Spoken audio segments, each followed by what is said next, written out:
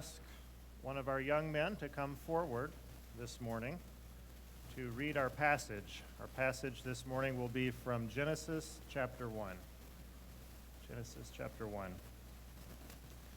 And while you're reading, I'll start to prepare our lesson. Could I have one volunteer, one young man to come forward and help me with the table, please, while we start our reading?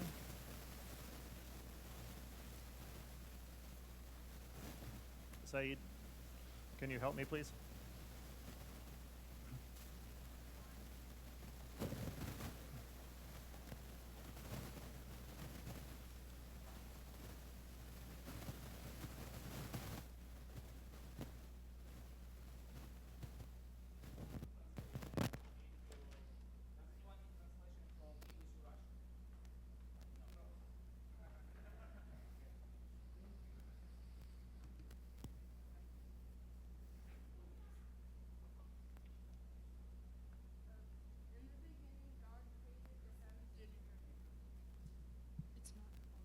Oh. Now the earth was formless and empty. Darkness was all over the surface of the deep, and the Spirit of God hovered over the waters. And God said, "Let there be light," and there was light. God saw that the light was good. He separated the light from the darkness. God called the light day, and the darkness night. There was evening and morning the first day. And God said, "Let the expanse between the waters to separate water from water." So God made an expanse to separate water under the expanse from water above it. And it was so. God called the expanse sky, and there was evening and morning the second day. And God said, "Let the waters under the sky gather in one place, and let dry ground appear." And it was so. God called the dry ground land, and the gathering waters the sea. God saw it was good. Then God said, "Let the land produce vegetation, seed-bearing plants and trees on the land that bear fruit with seed in it according to their various kinds." And it was so. And the land produced plants bearing seeds according to their kinds, and trees bearing fruits with seeds according to their kinds. And God saw it was good. And there was evening and morning the third day. And God said, "Let there be lights in the expanse of the sky, separating the day from night. And let this serve as a sign to mark seasons and days and years. And let them be light in the expanse of the sky, give light on earth." And it was so. God made two great lights, the greater light to govern the day, and the lesser light to govern the night. And he also made stars. God set them in the expanse of the sky to give light to the earth, to govern the day and night, and to separate the light from the darkness. And God saw it was good. And there was evening and morning the fourth day. God said, "Let the waters teem with living creatures, and let birds fly over above the earth, across the expanse of the sky." So God created great creatures of the sea, and every living and moving thing which the waters teemed according to their kinds, and every winged bird according to their kinds. And God saw that it was good. God blessed them and said, "Be fruitful, increase in numbers, and fill the waters in the seas, and let the birds increase on the earth." And there was evening and morning the fifth day. And God said, "Let the land produce living creatures according to their kinds, livestock, creatures that move around on the ground, wild animals, each according to their kinds." And it was so. God made the wild animals according to their kinds, the livestock according to their kinds, and all the creatures that moved along the ground according to their kinds. And God saw it was good. Thank you. Good job. Excellent. Praise God for the reading of His Word. Now, I don't know where this goes.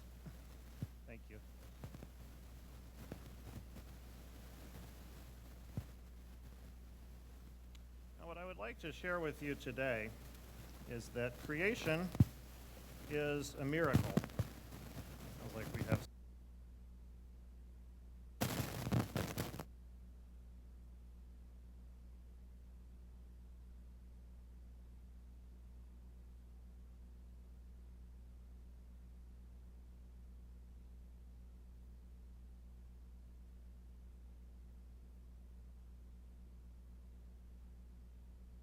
Is that creation is a miracle. God created the world by simply speaking, simply His word. Is that correct? God created the world simply by speaking. Now, all of creation shows beauty, which shows the glory of God, shows God's greatness. All of creation is a miracle that it takes faith to believe. It takes faith to believe that God did this. To read the Bible and understand that God created the world just by speaking, just by His word. This is an act of faith to believe that this is how we are all sitting here today, that this is how the world came to be. So why should we believe this way? Why should we believe that it was God who created the world? Why should we believe that it was God's actions, God's voice that brought us and brought the world around us into being? Why should we take this leap of faith to believe this way? This is hard, right? It's hard to imagine a God who can simply speak and the whole universe comes into being. Why should we believe this? Well, I believe that it makes more sense than any other explanation. Look at your hands. Everyone here, look at your hands, please. Your hand is unique. You have fingerprints, unique to you. Move your hands. It's a miracle. You're here, you're sitting here. You can move your hands, you can think, you can act. All of this is not an accident. All of this didn't come about just because it came from nothing. The most sensible way to understand why creation is here, why the world is here, is to believe that God made it. It makes more sense than the alternative. See, on the next slide, we really have two ways of believing, two philosophies about how the world came to pass, and those are in front of us here. The first philosophy is to believe in God, what we as Christians, what we as believers hold as our faith, that in the beginning there was a God. And this contrasts to the other way of believing, the way of thinking that there is no God. And that way of thinking, in the beginning it was just bang. That was the beginning. No God, just a bang. And instead of God who created, things just occurred. There were no witnesses in that way of thinking. See, in the passage we just read, the heavens and the earth witnessed and continue to declare the glory of God. In our way of thinking as believers, God spoke, He separated, and He made order. In the other way of thinking, there are just atoms and particles and chance. God did all this, in our belief, by 7 days. In 7 days, and God was done. It took billions of years in the other way of thinking. We believe that we have a blessed and fruitful existence. In the other way of thinking, existence is really meaningless. We believe that God created the world, the heavens and the earth, and said 7 times that it was good. And in the other way of thinking, it's neither good or bad, it just was. So what I would like to do with you today is a little science experiment. Before we go into this, I'd like to share with you that this is not intended to be disrespectful. It's also not intended to be a joke. The science experiment that I'm about to share with you is my serious attempt at recreating in as much clarity and accuracy as I can the way people actually think about the beginning of the existence of the universe. And I've done research into this, and I've found an experiment set of instructions that we will use. It's not intended to be funny. It's intended to be an example and to be a way of actually showing you the way people who don't believe in God think that the universe came about. So to conduct this experiment, I will need one young man and one young lady to serve as volunteers with me. Who would like to serve? Okay, ma'am, I saw your hand. And we also have a young man volunteer to come forward.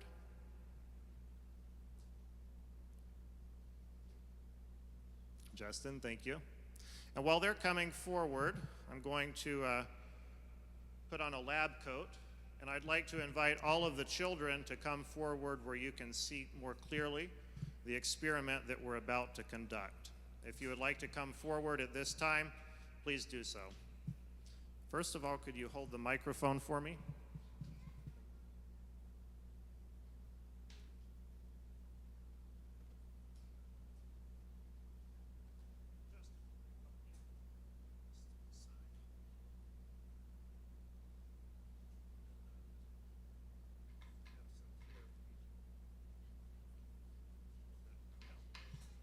Justin, one for you. Gloves for each of you.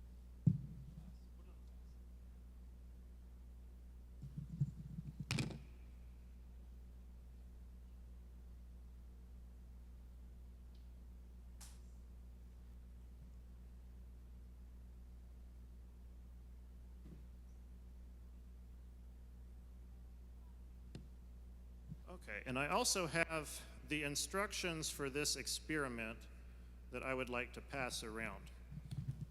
I've put those instructions on a piece of paper alongside the passage we just read. So I'd like for you to have the opportunity to compare and contrast the two ways of believing that the world came into being today. So please pass that paper around.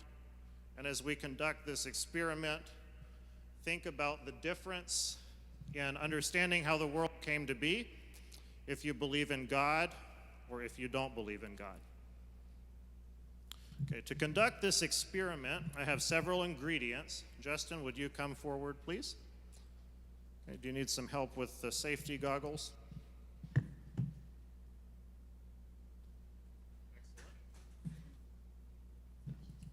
And what we have here is a blender that we will use to create a primordial soup. And on the slide and on the instructions that I just shared with you, you will see reference to an article in a popular science journal that states what is considered by some to be scientific fact, but what I consider to be scientific theory, that the primordial soup, as Darwin originally proposed, is the source of life on planet Earth. So in order to conduct this experiment, we'll begin with our tall container, which is the blender. And Justin, I would like for you to help me take these ingredients. Please take the mud and start to put it into the blender for us. Just unscrew that jar and start to put that into the blender.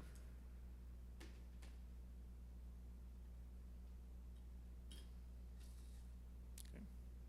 And then while you're doing that, would you please come forward carefully around the cord and put on the goggles? Excellent. And you can begin to take one of our carbon sources, this is vegetation, and place that into the blender.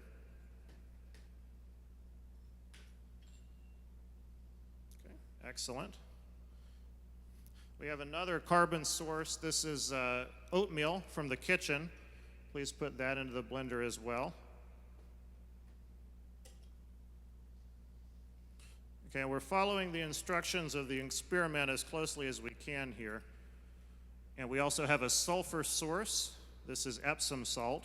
If you would, please put that into the blender.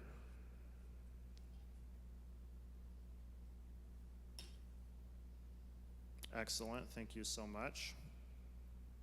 Finally, we have yet another sulfur source, the egg yolk.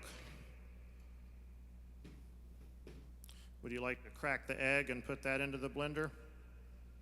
Just crack it on the side there. I can help you. And then the eggshell also represents a carbon source. We'll throw that in as well. I think our last ingredient is water. Now this is water from a local pond. So this is kind of dirty and dark. It's definitely not clean water. So if each of you would please open a jar of water and put that into the primordial soup. Now again, this is not intended to be a joke. This is actually my attempt at seriously recreating for you an example of what people believe brought the universe into existence, brought life in the universe into existence. People who don't believe in God believe that something like this occurred and brought life into being. Okay. Now the final step in our experiment will be to turn the blender on. So I'll need someone who's very brave to press this liquefy button to create our primordial soup. Okay, the primordial soup is forming. It's going well here. Just give it a minute.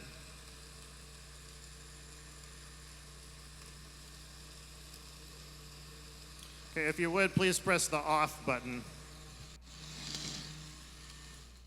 Excellent. So now our primordial soup has formed. And the last step here, science, according to this theory, tells us that lightning struck the primordial soup.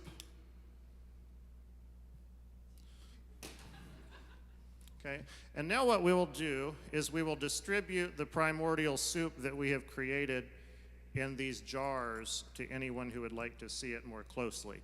And after we distribute it, please don't open the jar because this is very dirty. Could you hold the microphone?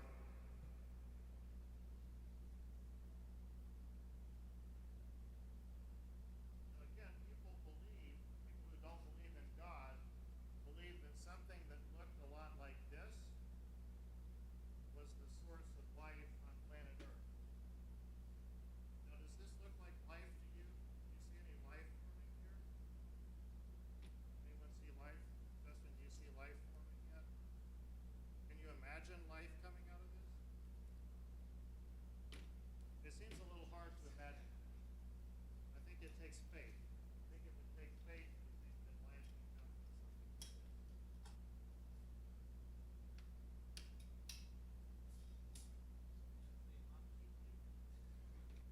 So, Justin, if you would take two of those jars and pass them around so everyone has a chance to see. And if you would do the same, we'll complete our lesson here. Be careful of the cord. Thank you. So the purpose of this lesson, again, to go back to our slide, there are two ways of believing that the universe came into being and that life formed here on planet Earth. The first way of believing is what we read in Genesis, that God, in an orderly fashion, created the heavens and the earth and created life within them.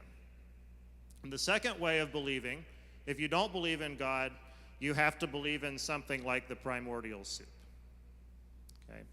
So either way you end up believing, you're going to have faith. If you think life came from something like what's in that jar, you have faith. Because you're believing in something coming from nothing. That's a belief too. I think the most reasonable, the most logical thing for us to believe is the creation story in the Bible, that God created the heavens and the earth. So in conclusion today, I'd like to ask Dina to come forward and read a poem. And Dina, if you would start to read while we clean up this experiment, please go ahead. I'll share the microphone with you. There is beyond the azure blue, God concealed from human sight. He tinted skies with heavenly hue and framed the worlds with his great might. There is a God, he is alive. In him we live and we survive. From dust our God created man. He is our God, the great I am. There was a long, long time ago a God whose voice the prophets heard. He is the God that we should know, who speaks from his inspired word. Secure his life from mortal mind, God holds the germ within his hand. Though men may search, they cannot find, for God alone does understand. Our God, whose Son upon the tree a life was willing there to give, that he from sin might set man free, and evermore with him could live.